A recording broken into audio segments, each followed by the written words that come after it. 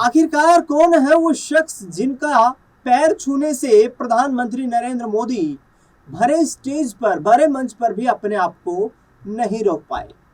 दरअसल कोलकाता के brigade parade ground में भारतीय जनता पार्टी की नई सरकार के शपथ ग्रहण समारोह का आयोजन किया गया। समारोह में मुख्य अतिथि के रूप में प्रधानमंत्री नरेंद्र मोदी ने शिरकत की, लेकिन इस कार्यक्रम के दौरान एक क्षण ने सभी का ध्यान अपनी ओर आकर्षित किया। वो पल था पीएम मोदी का माखनलाल सरकार के पैर छूने का लम्हा। आखिर कौन है माखनलाल सरकार, क्या है बीजेपी संगठन में उनकी भूमिका और प्रधानमंत्री नरेंद्र मोदी ने क्यों छुए उनके पैर, इस खास रिपोर्ट में हम आपको समझाने का प्रयास करेंगे। शपथ ग्रहण समारोह के दौरान प्रधानमंत्री नरेंद्र मोदी ने सबका ध्यान अपनी ओर खींच लिया जब उन्होंने पार्टी संगठन के बुजुर्ग कार्यकर्ता को पहले गले लगाकर शॉल ओढ़ाकर सम्मानित किया और फिर झुककर उनके पांव छुए। वो शख्स हैं माखनलाल सरकार, जिन्हें पश्चिम बंगाल में बीजेपी का सबसे बुजुर्ग कार्यकर्ता माना जाता है। 1952 से लगातार संघ में सक्रिय रहे माखनलाल सरकार साल 1952 में डॉक्टर श्यामा प्रसाद मुखर्जी की ऐतिहासिक कश्मीर यात्रा के दौरान उनके साथ रहे। गिरफ्तारी के बाद वो श्यामा प्रसाद मुखर्जी के साथ जेल में रहे। साल 1980 में बीजेपी की स्थापना के बाद उन्होंने बंगाल में पार्टी और संगठन के विस्तार में काफी अहम भूमिका निभाई थी। वो संगठन की सिलीगुड़ी जिला शाखा के संस्थापक अध्यक्ष रहे। सिलीगुड़ी में काम करने के दौरान तत्कालीन पश्चिम दिनाजपुर, दार्जिलिंग और न्यू जलपाईगुड़ी जिले में संगठन के संयोजक के तौर पर काम करते हुए उन्होंने महज 1 साल के भीतर 10,000 से नए पार्टी के सदस्य बनाए थे। बीजेपी पश्चिम बंगाल प्रदेश अध्यक्ष समीक भट्टाचार्य ने बीते साल अध्यक्ष पद का कार्यभार संभालने के बाद सिलीगुड़ी में माखनलाल के घर जाकर उनको सम्मानित किया। फिलहाल उनकी उम्र करीब 98 साल बताई जा रही। माखनलाल सरकार उस समय बंगाल में संगठन का काम कर रहे थे जब राज्य में संघ या भाजपा का अस्तित्व लगभग न के बराबर था। बंगाल में बीजेपी के सबसे पुराने चेहरे हैं।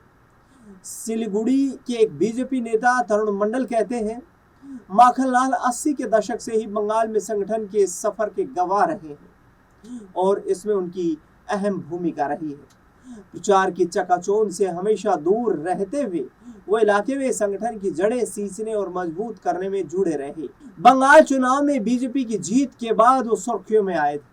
तब पत्रकारों से बातचीत में उन्होंने दावा किया था कि सिलीगुड़ी में उन्होंने गौ हत्या बंद कराई थी। बंगाल में भाजपा की इस जीत से आप कितना खुश हैं? इस सवाल पर सरकार ने कहा था, मैं बेहद खुश हूं, मेरे जीवन भर की मेहनत कामयाब हुई है। उनका कहना है कि सिलीगुड़ी सीट पर उन्होंने ही शंकर घोष की उम्मीदवारी का फैसला किया था। वो कहते हैं, अगर मैं ऐसा नहीं करता तो सिलीगुड़ी में भाजपा की जीत संभव नहीं थी। पीएम मोदी ने भी मुलाकात का जिक्र किया। प्रधानमंत्री मोदी ने पश्चिम बंगाल में बीजेपी की पहली सरकार के गठन पर एक्स पर पोस्ट भी किया। इस पोस्ट में प्रधानमंत्री नरेंद्र मोदी ने जनसंघ के संस्थापक और माखनलाल सरकार का जिक्र किया। उन्होंने यानी कि प्रधानमंत्री ने एक्स पर लिखा, जब पश्चिम बंगाल में पहली बीजेपी सरकार शपथ ले रही है तब हम सभी के लिए डॉक्टर श्यामा प्रसाद मुखर्जी और उनके राष्ट्र और खासकर पश्चिम बंगाल के लिए अमिट योगदान को याद करना स्वाभाविक है। हम उनके सपनों को साकार करने में कोई कसर नहीं छोड़ेंगे। मैंने कोलकाता में शपथ ग्रहण समारोह के दौरान श्री माखनलाल सरकार से मुलाकात की। समर्पित देशभक्त श्री सरकार ने डॉक्टर मुखर्जी के साथ काम किया था और जम्मू कश्मीर में उनके साथ उन्हें गिरफ्तार भी किया गया था। उन्होंने पश्चिम बंगाल में हमारी पार्टी के आधार को मजबूत करने और समाज के हर वर्ग के लोगों को पार्टी से जोड़ने के लिए अपना जीवन समर्पित कर दिया। बीजेपी कार्यकर्ताओं के रूप में हमें गर्व है कि हमारी पार्टी में ऐसे प्रेरणादायक व्यक्तित्व हैं जिन्होंने लोगों के बीच रहकर पार्टी को मजबूत किया है। पहली बार प्रदेश में बीजेपी की सरकार बनी है। 9 मई को शुभेंदु अधिकारी ने पश्चिम बंगाल के मुख्यमंत्री पद की शपथ ली है। उन्होंने प्रधानमंत्री नरेंद्र मोदी, केंद्रीय गृह मंत्री अमित शाह, रक्षा मंत्री राजनाथ सिंह समेत भारतीय जनता पार्टी के कई दिग्गज नेताओं की मौजूदगी में बांग्ला भाषा में शपथ ली। उनके साथ दिलीप घोष, अग्निमित्रा पॉल, अशोक कीर्तनिया, खुदीराम टूडू और निशीथ प्रमाणिक ने भी मंत्री पद की शपथ ली। राज्य में पहली बीजेपी की सरकार है। बीते शुक्रवार को केंद्रीय गृह मंत्री अमित शाह और भारतीय जनता पार्टी के नेताओं की तमाम मौजूदगी में हुई विधायक दल की बैठक में शुभेंदु अधिकारी को बीजेपी विधायक दल का नेता चुना गया था। इसके बाद शुक्रवार शाम को उन्होंने राज्यपाल से मिलकर सरकार बनाने का दावा पेश किया। ये राज्य में पहली बीजेपी की सरकार बनी है।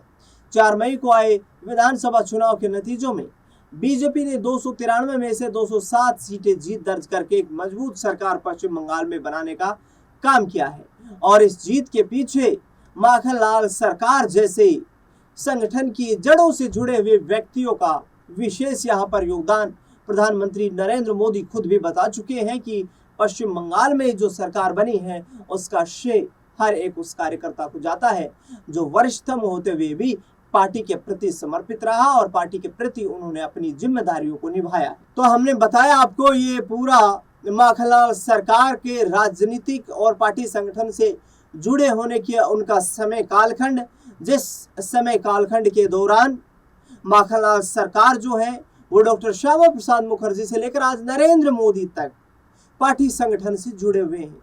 1952 में वो डॉक्टर श्यामा प्रसाद मुखर्जी के साथ कश्मीर यात्रा में शामिल थे, जिस दौरान उन्हें गिरफ्तार किया गया, जेल में भी रहना पड़ा, लेकिन पार्टी का साथ नहीं छोड़ा। पश्चिम बंगाल में उस वक्त से लगे हुए हैं जब संघ या फिर पार्टी का यानी कि बीजेपी का कोई अस्तित्व वहां पर मौजूद नहीं था। सिलीगुड़ी समेत तमाम पश्चिम बंगाल के जिलों में पार्टी को जमीनी स्तर पर मजबूत करने में माखनलाल सरकार का विशेष योगदान बताया जाता रहा है।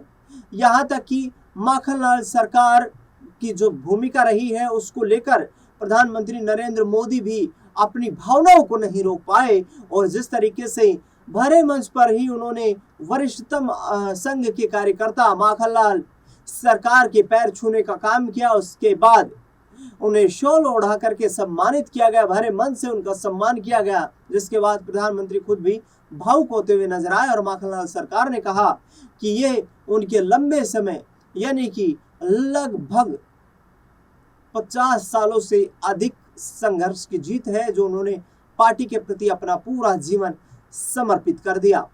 बता दें आपको कि आगामी वक्त में अब ये देखना बेहद दिलचस्प रहेगा कि पश्चिम बंगाल में पहली बार जो सरकार बनाई है बीजेपी ने, पहली बार भारत की आजादी के बाद मुख्यमंत्री बनाने का मौका बीजेपी को मिला है।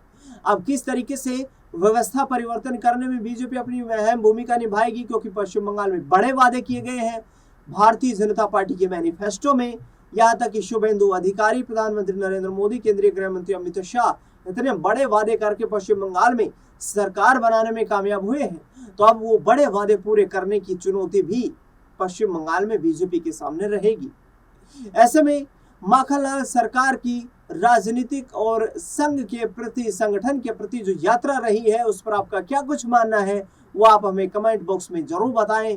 प्रधानमंत्री नरेंद्र मोदी ने जिन भावुकता के क्षणों के साथ उनके पैर छूकर देश का ध्यान अपनी ओर आकर्षित किया, इस पर आपकी क्या राय प्रतिक्रिया है उसका हमें इंतजार रहेगा। फिलहाल इस खास रिपोर्ट में इतना ही। देश दुनिया से जुड़ी लगातार बड़ी खबरों के लिए बने रहे हमारे साथ। धन्यवाद।